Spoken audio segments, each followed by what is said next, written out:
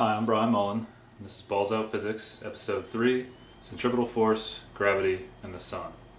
Now before you watch this episode, if you haven't watched Episode 2, please go back and watch that, because this episode is really a continuation of that episode, where we talked about the bread and butter physics equation, F equals ma, and the equation for gravity, over here, Fg equals the gravitational constant, which the episode was titled, times one mass times another mass divided by the distance between them squared. Now in that episode I focused on the fact that the gravitational constant may have been calculated by estimating Earth instead of through experimentation, as we've been told. There's really not a whole lot of evidence showing that these experiments have worked. We're told that they worked. We're showed, there's articles out there showing pictures of modern day torsion balance experiments that say that they work, but a lot of people out there say they don't work. And I've never seen any replica of the original torsion balance experiment that Cavendish did, or Henry Cavendish did in 1798, which I'd really like to see, because that's really where it all started. But anyway, even if they did determine this constant through experimentation, it doesn't really matter, because of what I'm about to cover, in my opinion at least. So, diving in, this episode is really about the relationship between centripetal force and gravity, or setting them equal to each other, because the gravitational force that's supposed to hold our Earth to the Sun and make it orbit the Sun is really a centripetal force, and this is the theory. Okay, so what a centripetal force really is a force directed towards the center of a circle. So a ball on a string is the best way to give an example of this. You have a ball or a mass, a little foam spherical Earth here, and a string representing the force pulling it towards the center, which in this case would be my hand, where you could say that was the Sun. So you spin this around. Okay, the tension in the string is the force. Okay, and that creates a velocity. The ball resists that force by traveling in a circle around the center point, or the Sun in the case of the solar system model. Okay. So I have written down the equation for centripetal force over here. It says centripetal force is equal to the mass, or the ball, times the velocity squared divided by the radius. So the velocity would be the speed that it's traveling at around the circle. The radius would be the length of the string in this case. Or if you look at the solar system model, which I've got drawn right here, with just the Earth and the Sun, it would be the velocity, the instantaneous velocity of the Earth at any point around the circle, and the radius would be the distance from the Sun, and the mass, of course, would be the mass of Earth. Alright, so it is the mass of Earth, not the mass of the Sun. Remember that. So this equation is really derived from F equals ma. Like I said, this is the bread and butter equation of physics. The only difference here is we're dealing with angular acceleration, or centripetal acceleration, whereas in the last episode we were talking about the acceleration towards Earth, or acceleration due to gravity, as it's called. Okay. So just to show how this works, acceleration, angular acceleration, or centripetal acceleration, call it AR, it's commonly called, is equal to v squared over r. And let's say, just for a quick example, that when I'm spinning this, it's traveling at 1 meter per second, and let's say that the length of this string is 1/10 of a meter, just to keep it easy, which is 0.01 or 0.1 meters. So 1 meter per second over 0.1 meters. And this is 1 meter per second squared, actually, up top, velocity squared, gives us 10 meters per second squared, which is pretty close to the acceleration due to gravity, or the acceleration at which things fall towards Earth, which is 9.81 meters per second squared. So the units are actually the same. Okay. However, in this case, the acceleration is considered to be acting towards the center of the circle, or towards where the tension in the string is for the spinning ball. Yeah. And if you remember in episode 2, I said that acceleration is any change of velocity. So since velocity has both a rate, as in miles per hour, kilometers per hour, meters per second, and a direction, if the rate remains constant but the direction changes, it is said to be constantly accelerating. So, theory is, since this Earth would be traveling around the circle, or it's actually, NASA tells us it's elliptical, but they also use this equation, which is based on a circle, this velocity is constantly changing as it travels around the sun. Okay, the velocity, the direction of the velocity over here would be pointing down to the right. Okay, it's pretty simple. So, Cavendish came up with this value of big G, and then they calculated the mass of Earth, as you saw in the last episode. And then they could move on to the sun. They were basically assigning numbers to the solar system model that Copernicus had come up with a few hundred years before. Okay, so as I've written here, I have centripetal force between the Earth and the Sun, or the force pulling the Earth towards the Sun, is equal to the force of gravity. So what you can do is say these equations are equal. You can actually set Fc equal to Fg. So let's just say Fc up here equals Fg. Okay? But this is really m squared, or m, excuse me, times v squared, getting a little ahead of myself there, over r is equal to big G, the gravitational constant, times the little m, which is the mass of Earth, times big M, which we're going to say is the mass of the Sun in this case, over r squared. Okay? Now, at the time, they were pretty sure they knew how far away the Earth was from the Sun.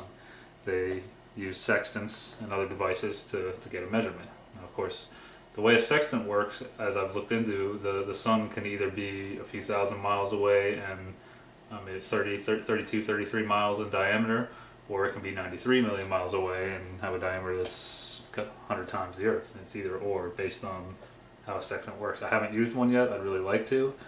Nobody uses them anymore. It's an old-fashioned tool, but it'd be really interesting.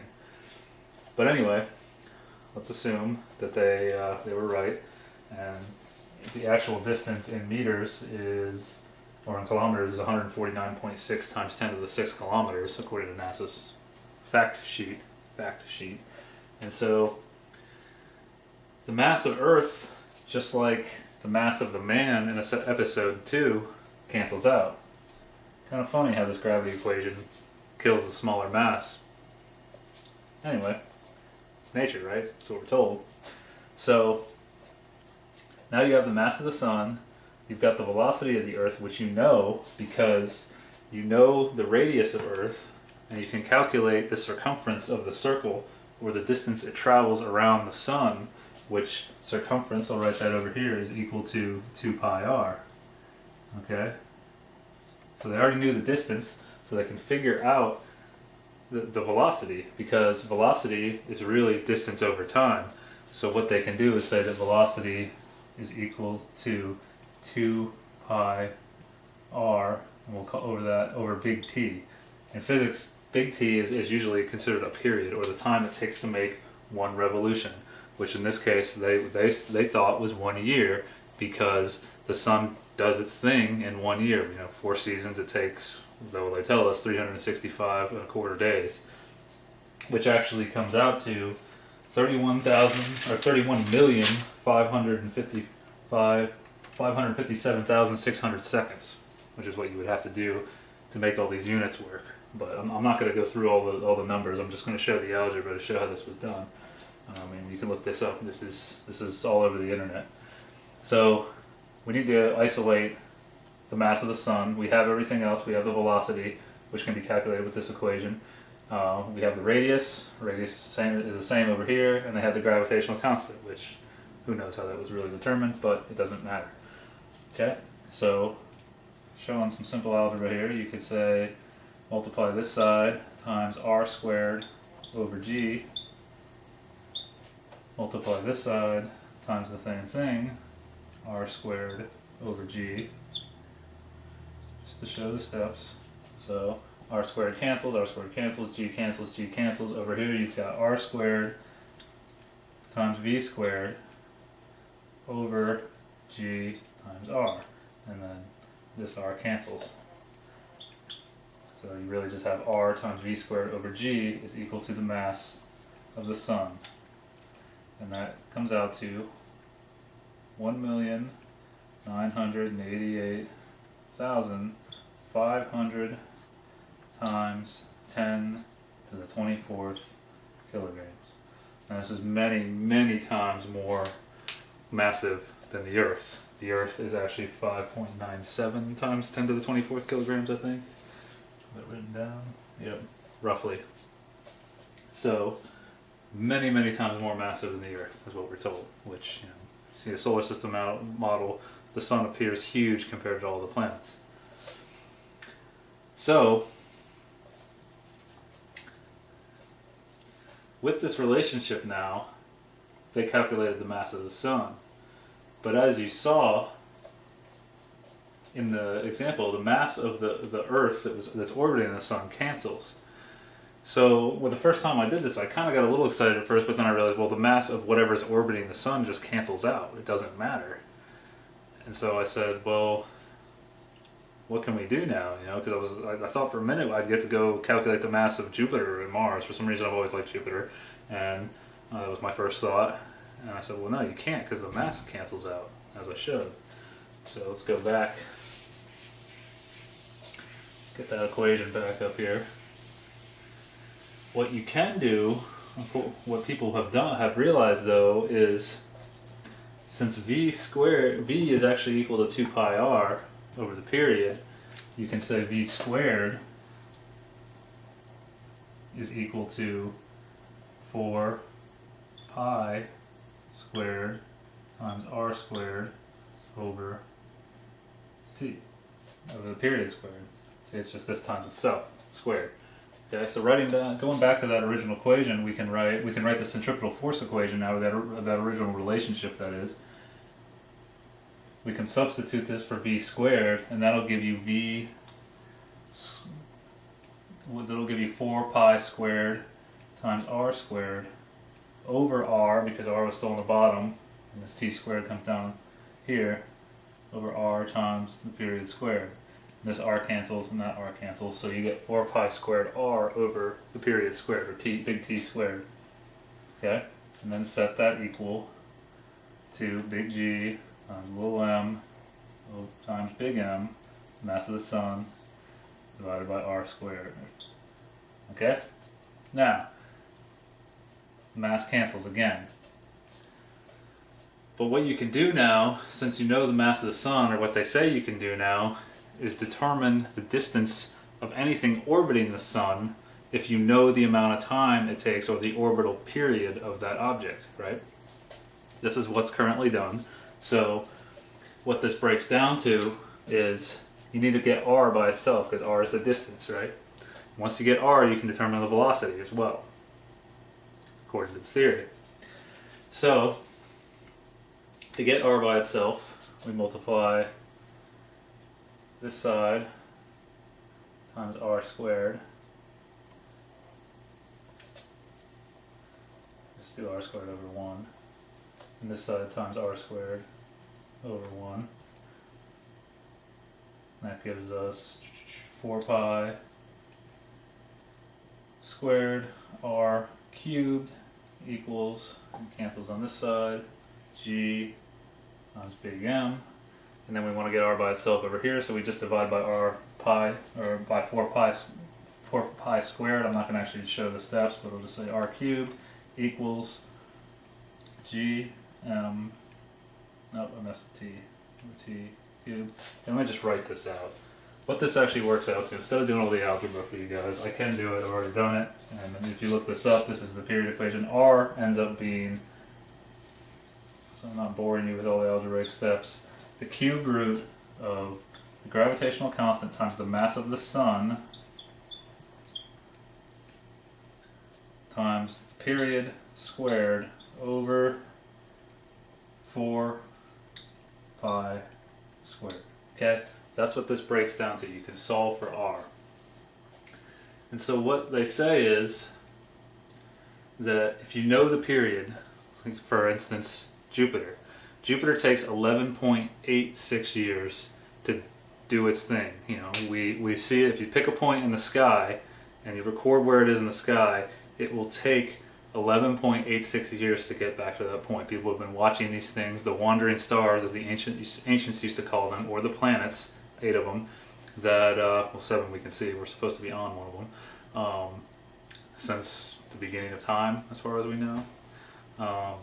So this is well documented. The period or the time it takes for each one of these 7 entities to do its thing is well documented. Okay, and so you would need to convert the time for Jupiter into seconds, and that is actually, just to throw a number out there, 374,198,400 seconds. It's a pretty long time. Lots of seconds. So you plug that in, you've got how far Jupiter is from Earth, right?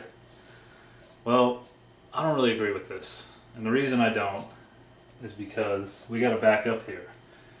The only thing that matters, according to this equation, is the mass of the Sun.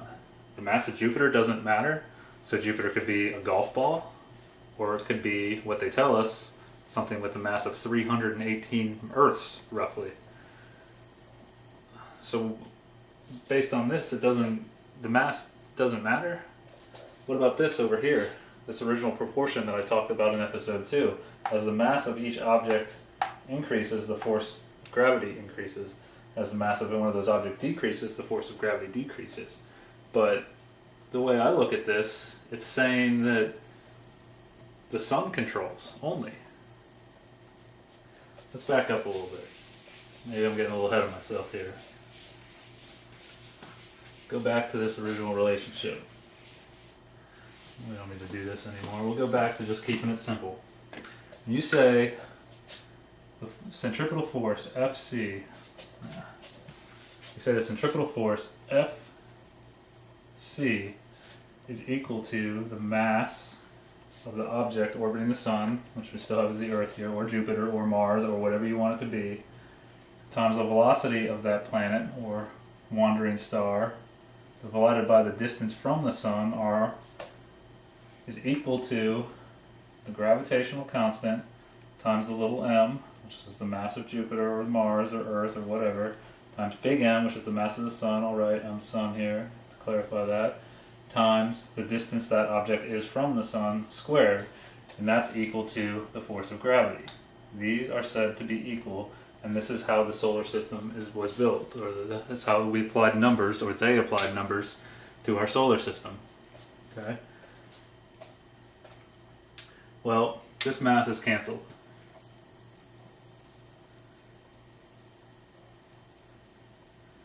So now, if you just cover this side and look over here, this is no longer a force.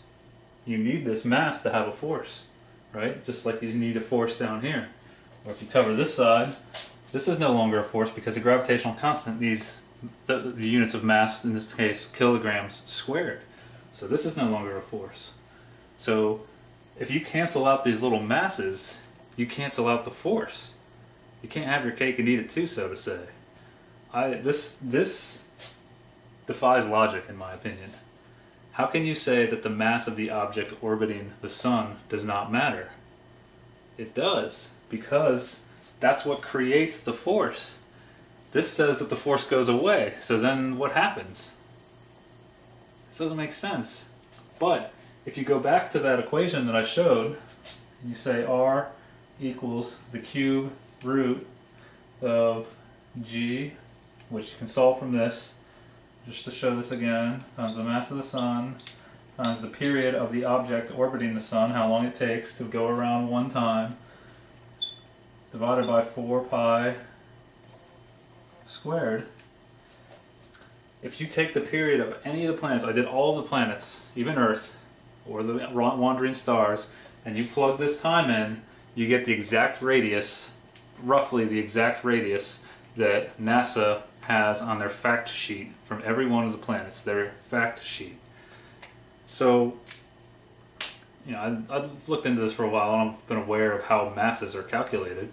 So you say, how do you figure out the mass of the object that's orbiting the sun then? Because this says that the sun wins. The mass doesn't matter. I don't know.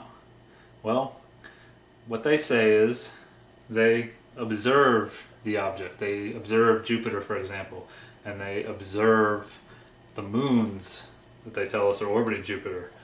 And they can tell by the tug and the pull back and forth, say like, I don't know, let's say that this is Jupiter and this is a moon, and they can see the little wobble it gets from the moon going around it, the wobble effect on the planet, that they can estimate the mass. Okay, and maybe they compare it to what they think is the relationship between the sun and the earth. But it's all from observation. It's kind of guessing, I think. Lots of guessing. When I took astronomy, I was kind of blown away by this, especially because NASA tells us that these are facts. But it doesn't matter if their estimation's wrong according to this equation, because mass doesn't matter, right? But it does matter.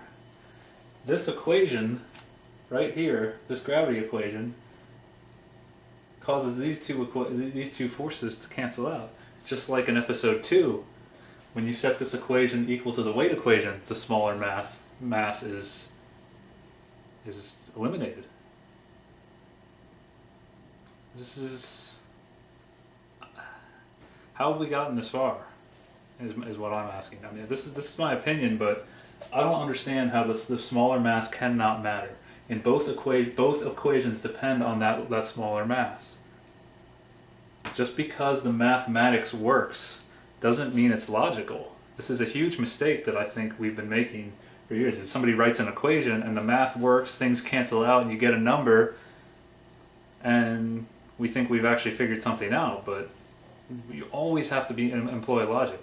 Actually, Tesla had a lot to say about this, and if you know anything about Tesla, I think he was the greatest engineer that ever lived, but that's why we have alternating current, and it's kind of strange that we don't really hear much about him in our history books. Anyway, so I started thinking about this, and well, I started really thinking about this equation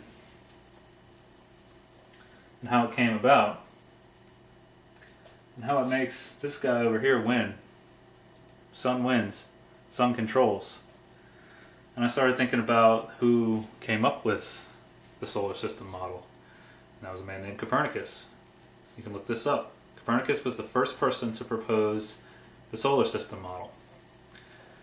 And well, Copernicus was a pagan. Pagans worship the sun. Interesting. Copernicus proposed the solar system model to the Church of England in the early 1500s, maybe 1513, 1514, somewhere around there. I might be wrong on that, but early 1500s. He proposes this model to the Church of England. You can look all of this up. And Church of England says, yeah, that sounds great. We're just gonna get rid of 1500 years of Christian belief or Catholic belief, I guess, if you want to call it that, and we're just going to adopt this model. Because the Bible actually says the earth is flat and it doesn't rotate, and it says that everything goes around us. Now, some Christians have argued that, but my Bible, I was raised Catholic. I don't really consider myself anything. I consider myself my own religion, the 1 in 7 billion religion. It's a separate issue. But turn to page 5 in Genesis, and we've got this. New American Bible, Catholic Bible. What's that? That shows a flat earth with a firmament and the stars and the sun and the moon going around us. That's strange. And they would just give it up because a pagan came and told them that everything goes around the sun? People hammer science and say that science is the answer. They don't realize that the science of their world and this solar system that we're supposed to live in actually came about through religion. Very strange to me. I'm really starting to doubt things. What's actually funny is in November of last year, I was joking, around November of last year, I was joking with my roommate about the Bible and saying, I don't really believe this, because I opened this page and said, look at this flat earth thing. I mean, this is ridiculous. I was drinking beers with him, we were laughing about it. I mean, talk about putting your foot in your mouth. So, something to really think about. You know, the Freemasons came along, obviously, or not obviously, but I said in the last episode that Newton was a Freemason and so was Henry Cavendish. And if you study Freemasonry at all, you'll find that they have a lot of sun symbolism. They really seem to like the sun. Is that a coincidence? I don't know. You know, I'm asking questions here, like I said. If I'm proven wrong, great, you know, I can go back to living a normal life, I guess. What we thought was a normal life. But think about this relationship and how this equation, in my opinion, seems to be designed to do exactly what they wanted. A solar system.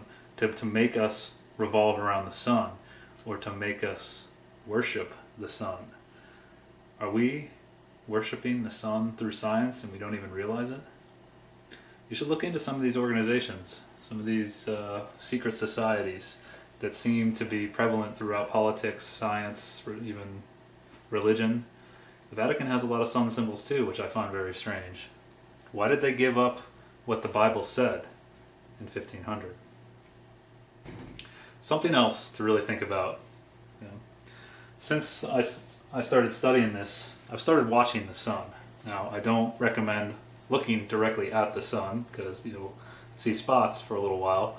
But if you notice, the sun comes up in the east, comes up above the horizon in the east, and as it moves through the sky in the day, it starts off, the diameter appears to be a little bigger than it does at midday.